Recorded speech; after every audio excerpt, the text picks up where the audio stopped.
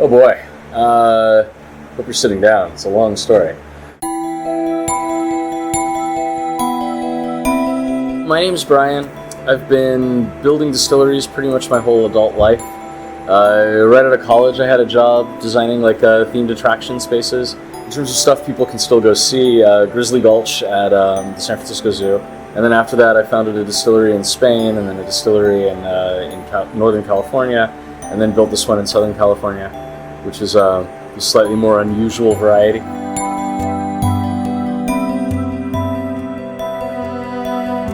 It's a really hard place to describe. It's one of America's best distilleries in general, but instead of being very traditional, it's exactly the opposite. It's sort of,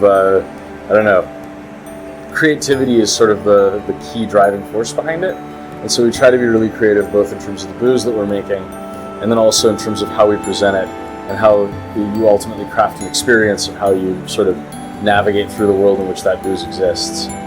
It's tough to describe. I mean, Willy Wonka Booze Factory is sort of like people's natural go-to. I don't usually say it, but I guess it's probably the best way to describe it in a lot of ways. You know, normally when you go to the best distillery tours in the world, they look like a castle in Scotland. When you walk in the barrel house, it's just stone walls and mold growing all over the walls, and, you know, caverns of barrels as far as the eye can see. And you get this sense of place and time and timelessness and all these things from it. And we thought it'd be really fun to just create weird alternative environments. We're now known as the guys who love it or hate it figured out how to recreate the chemical signature of 20-year-old booze in a laboratory, which is like the most controversial thing anyone's done in the booze industry in 150 years or something. And I went, okay, well, if you're using all these high-tech methods that fly directly in the face of all that tradition, but making that kind of booze, like, what's the equivalent, what's the parallel, and that would take that place. So if you take all the segments of Charlie and the Chocolate Factory, you know, each room is a product. Like, he's taking them through, like, welcome to the Everlasting Gobstopper room, and then it's welcome to the Chocolate River, which is the chocolate bars room, and each one of them is a different sort of space dedicated to one of the things that the Chocolate Factory makes and sells. I went, okay, cool. Let's make each product have its own space.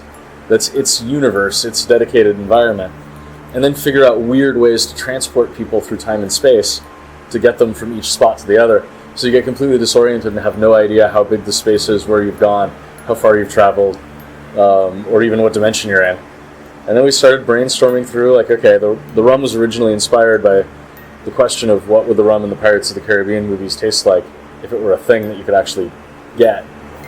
So we started with that one and went, okay, let's freeze the frame on Calypso's house and try to figure out how to recreate Calypso's house and make that into the tasting room.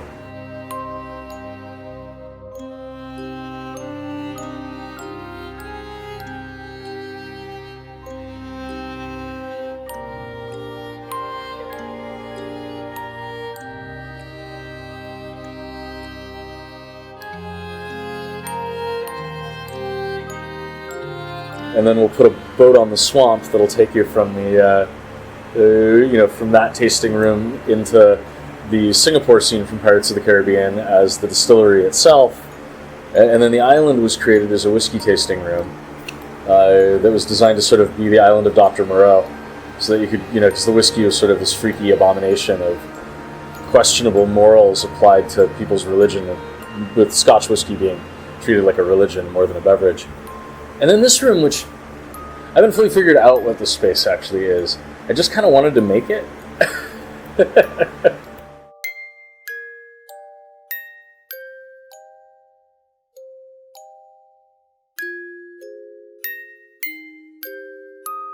Yeah, so the Enchanted gift shop was conceived as a parody spoof of the Enchanted Tiki room. And so first off, I'm going to say I absolutely love the Enchanted Tiki room. I also find it absolutely absurd and ridiculous on every level. And so I went, like, okay, if you made a parody of the Enchanted Tiki room and it's a gift shop, what if you sort of like are listening to the birds and they're just real enough sounding that for a minute you sort of don't think they're a computer, but they mess up a few things here and there and give away that they're really a computer. And sort of halfway through watching the birds, you realize that this is still the distillery computer that you've been interacting with for the entire time, but she's masking her voice to be different nationalities to mirror the birds from the Enchanted Tiki room. Well, she's trying to sing, and the best she can do for a song is, saying tweet tweet over and over again, but in all different accents. And so as all the birds are sort of doing their thing, then they go into sales pitches, and it's really, the computer system for the distillery that desperately wants you to buy something. Tweet tweet.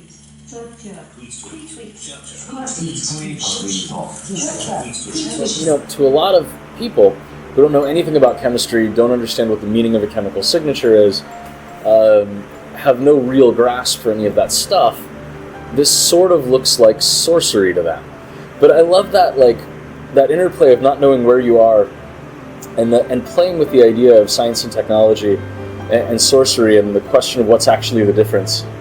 And so it just sort of spontaneously grew out of that. It's not exactly a distillery, but it certainly is one.